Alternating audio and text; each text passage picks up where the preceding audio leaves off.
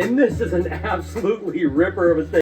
Rebels, what's up, guys? I literally just got home from work, and about 2:45, right after my break, I had got a notification about Brian Barczyk passing away, and it's just a shame.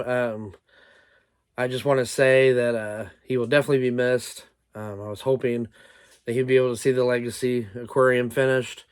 Um, Prayers to his family, prayers to Noah, prayers to Jade, his daughter, to Lori, to his grandchildren. Um, it's definitely a shocker. I mean, we all knew that he was, in bad shape, but just sucks to see him gone. Um, but on a plus note, I've been listening to his checking in podcast at work. I've been listening to it like every day, and I just recently remembered that the reptile show in Columbus, Ohio, is this weekend coming up, and in his very first checking in podcast, he was talking about the Columbus reptile show that he went to, and that they would go every time, and they would show, their snake stuff, sell animals and stuff, and I'm going to do a video there, guys. I'm going to try to do a banger. So a lot of the animals that are at the Columbus Reptile Show, the All Ohio Reptile Show. And I just, in honor of Brian, I know that's something he loved to do, was show off animals. And these animals won't all be mine, but I'm going to show them off as much as I can. So just keep his family in your hearts and your prayers. And I'm going to keep watching his videos, because as long as we watch his videos, he lives on. And I want to show a little clip at the end of this video of the podcast and how he was talking about Columbus, Ohio. I thought I'd share that with you guys. But at the same time, we're a family that runs reptile businesses. I mean, obviously, a lot of stories. Reptarium, and yeah, it's been a wild life. I mean, you figure, Very.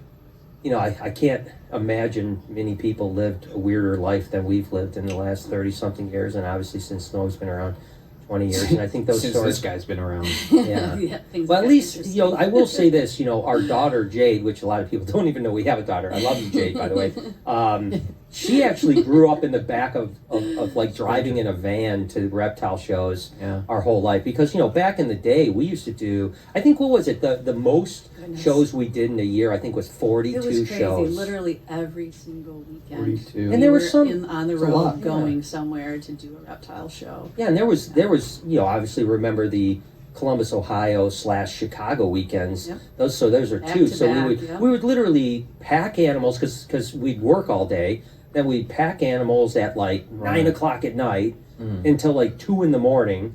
And then we'd leave at like 2:30 in the morning, drive all the way to Columbus, Ohio. I just wanted to say before I end this video that Brian was a huge inspiration to me and my YouTube channel. And I really loved watching his vlogs every day at 9 a.m. And I always tried to watch them.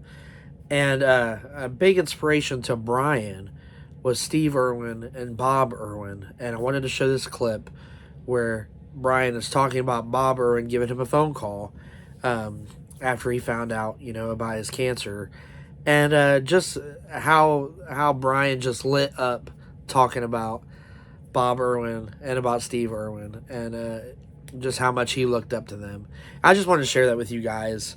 And just want to tell you all that I love y'all, and that he will keep living on.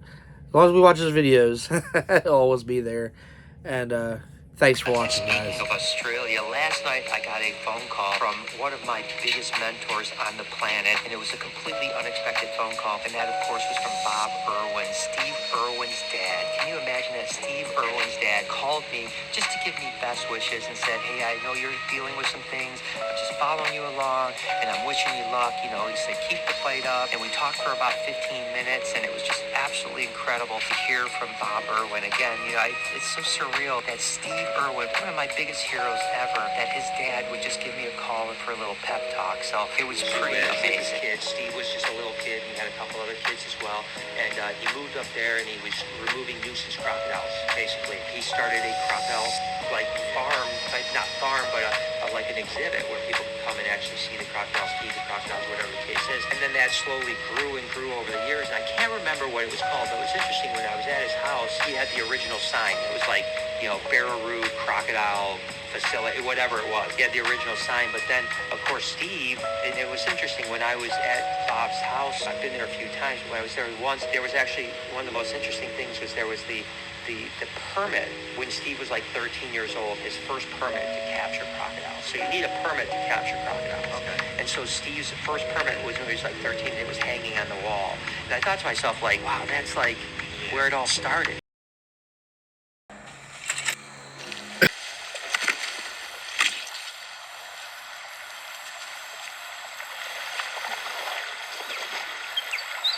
Well, aggro by name and by nature. He's a real hungry animal. Feral pig, best food source, but he's very territorial. Got to be really careful when you enter into his territory. Got to play by his rules. Come on, big boy.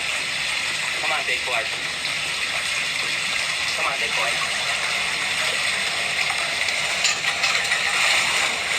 Hey. No process.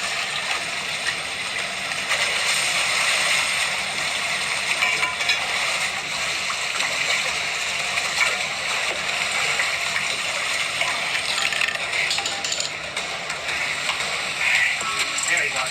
Okay, so here we go. We got him out. He's all right. He's acting like his old self when he's out. Again, it's a territorial thing that I have to break him up. So we're going to get him out. We're going to play with him. We're going to habituate him, and then we'll keep on trying. I might put him back in the water and then go in the water and see if he acts any different. But it's important to make sure he understands he can't try to bite people. He can't try to bite me. But I understand. This is an animal. It's a wild animal.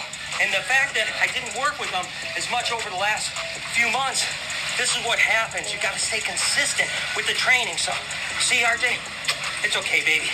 See, he's a beautiful animal, but definitely a handful today. So I'm going to put him back in and see if I can get in and see what happens.